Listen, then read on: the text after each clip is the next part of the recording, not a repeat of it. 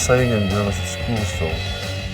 I had a daughter in school and she wrote this love on her pencil box. And the mothers explained, what is love? What is love? Misunderstanding between two fools.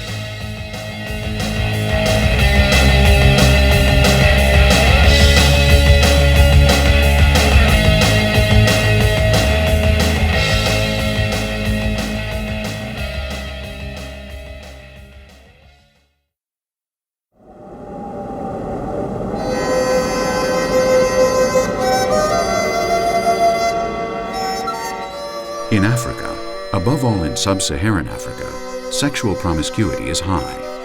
And this promiscuity is the reason why 22 million Africans suffer from AIDS. In countries like Botswana, Zimbabwe, and South Africa, between 20 and 30% of the population is infected with HIV.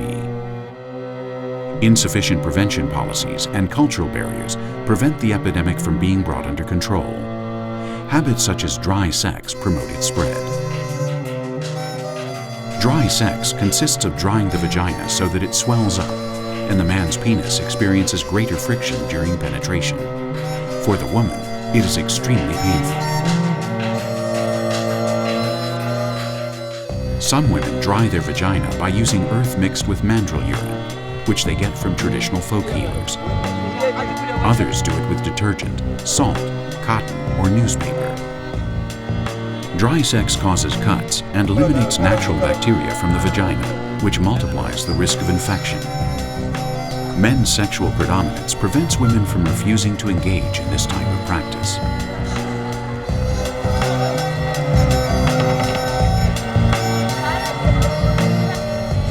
This predominance allows men to have many partners by means of polygamy, prostitution, or keeping mistresses. These are culturally accepted habits. The consequence is that many more women than men are affected by AIDS, and that they are regularly infected by their own husbands.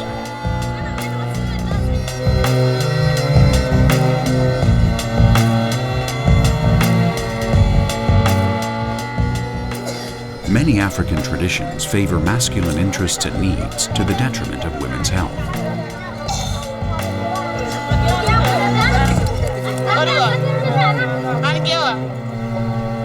In some tribes, to prevent adultery, the men spread poison on their penis before making love, a poison whose intended recipient is their partner's possible subsequent lover. But the most extended of all these rites is female sexual mutilation.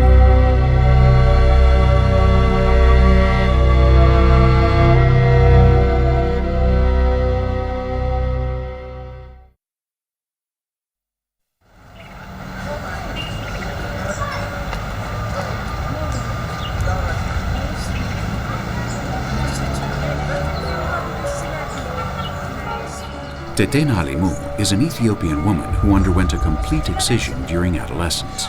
Total excision involves removal of the labia minora and the clitoris. One of the objectives of this practice is to destroy women's sexual appetite.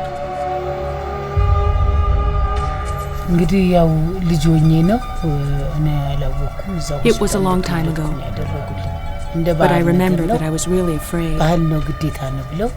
Several women held me down.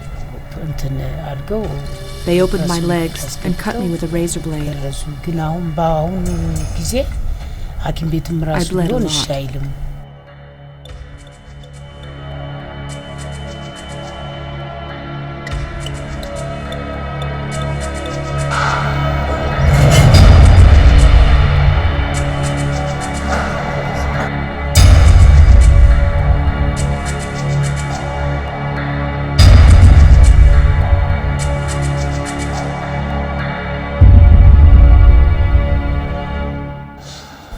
I've been to many hospitals to try and get treatment, but it's impossible now.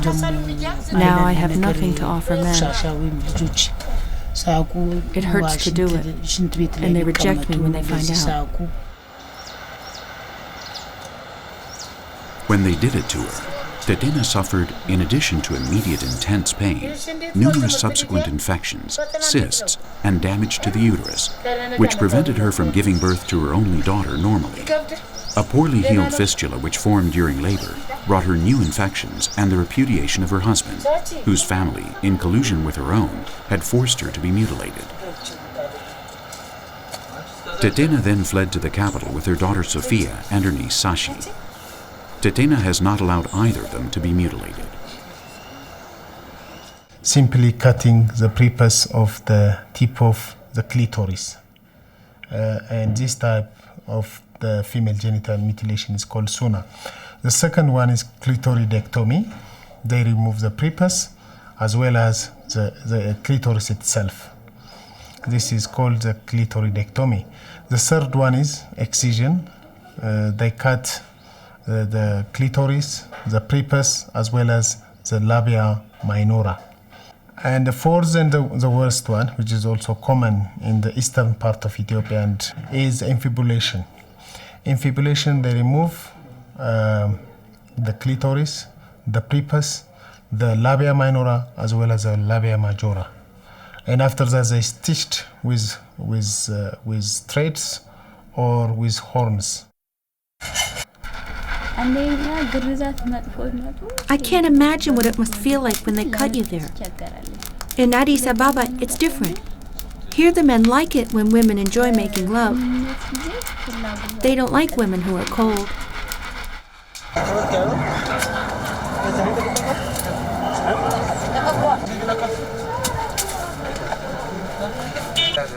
In Addis Ababa, Tetena works as a kat seller in several cheap restaurants in the city.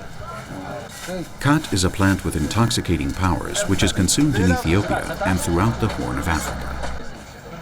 Selling it in the streets is an illegal activity carried out by the capital's lowest classes.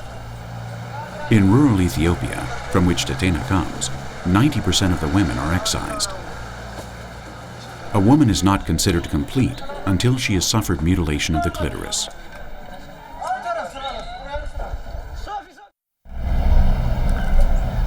From a very young age, Wazera Marevia has dedicated herself to excising women.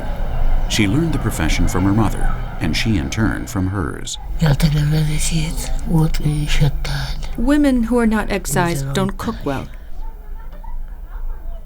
They smell bad. I don't know how to express it. Everything they cook comes out bad. That's why you've got to do it when they're very young. We can divide it into two: immediate complications and long-term complications. The immediate complications is when they cut the vaginal part, the clitoris. Immediately there is a bleeding and pain, and she may sometimes, the baby sometimes lost her life due to heavy bleeding. Excised women's private parts don't itch, but those who aren't, theirs do. And they break a lot of things in the house. Glasses, dishes. They drop the silverware. That's why it's done to them. It's our culture.